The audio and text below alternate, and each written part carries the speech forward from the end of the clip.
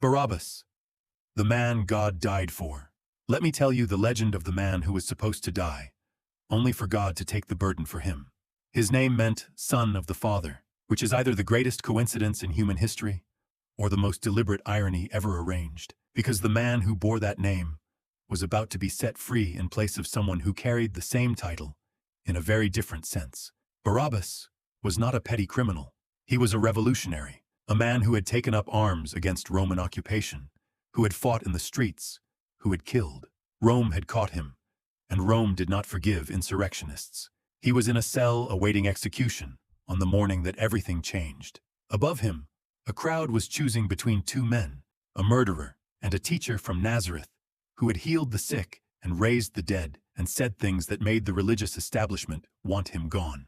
The crowd chose to free Barabbas, and a man who had done nothing wrong was led out to die in his place. Now, legend, persistent across early Christian tradition, places Barabbas at Golgotha that same morning. Not converted, not repentant, just following, unable to walk away. Because what kind of man hears that a stranger died in his place and simply goes home for lunch? He was a warrior. He had killed men and watched men die. He knew what crucifixion looked like and what it cost.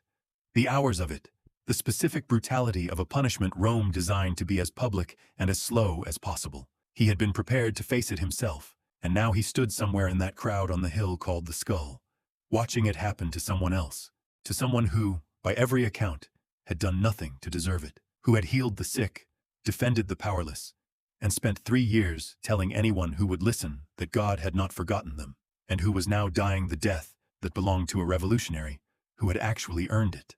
We don't know what Barabbas felt standing there.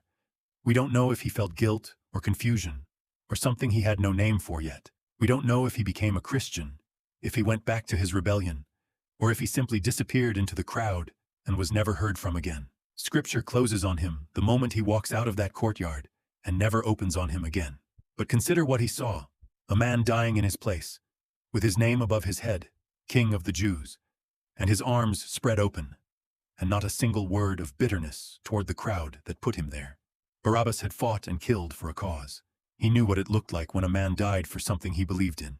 This looked different, and whatever he did with the rest of his life, whatever he made of what he saw on that hill, only he and God knows, for it is in the past now. But what we will do now, it will depend on us, for we all are just another Barabbas.